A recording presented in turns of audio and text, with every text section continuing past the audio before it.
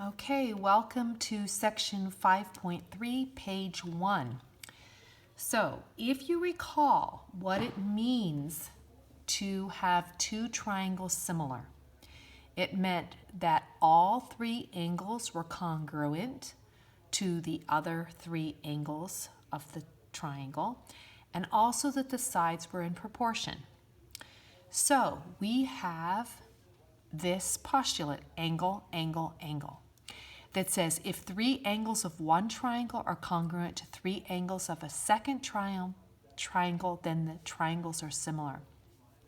So we'd say this goes with this goes with this, these two go together, these two go together, and then like this.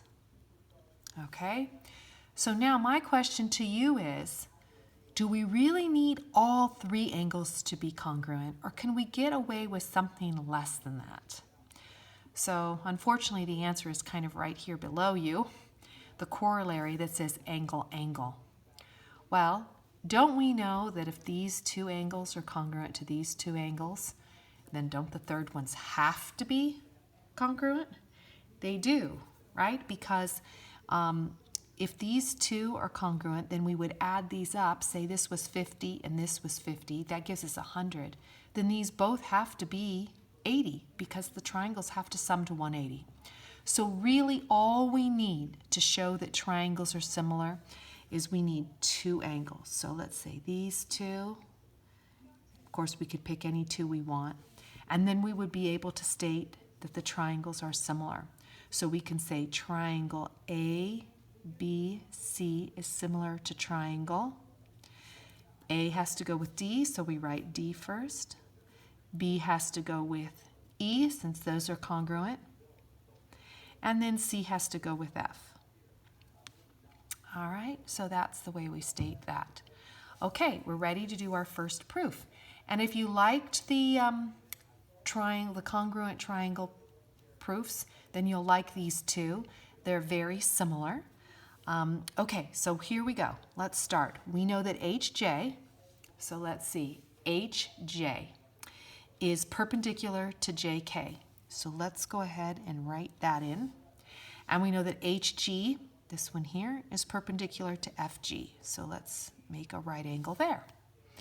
Okay, so already what do we know? We know that we have these two angles congruent.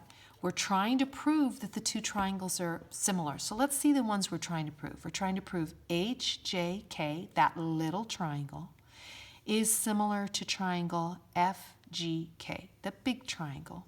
Okay? So what do we need for that? Well, this corollary tells us all we need is two angles, and we've got it.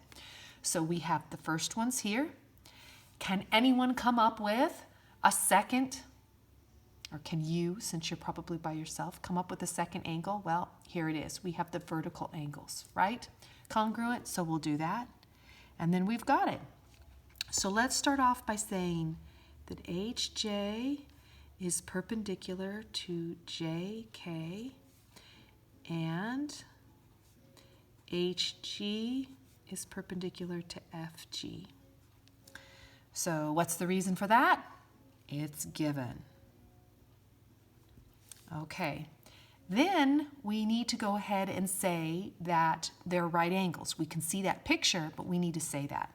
So we're going to say here, we could say angle HJK, but we can just say J. There's no other angle for J other than that one, so we can say angle J. And then what about down here? Same thing. And angle G are right angles. Okay? And so why is that? Well, we have to think, how do we go from this line to this line? We're saying we have perpendicular lines, and then we conclude that they're right angles. So all we have to say is perpendicular lines meet to form right angles. Well, I didn't need to write it up so high after all. Okay, but we still haven't said, we know that they're right angles, but we have to say that they're congruent. So let's go ahead and state that they're congruent. Angle J is congruent to angle G. Okay, now we have to think why we can say that. Well, we have right angles. We know they're congruent. What's the reason for that? Think about it. All right angles are congruent. Okay, this is our first piece here. So now when we're thinking about it, in the past when we proved triangles congruent, we needed 3 things. Here, we only need 2, AA. Okay, so that's 1. The second one we say were these vertical angles.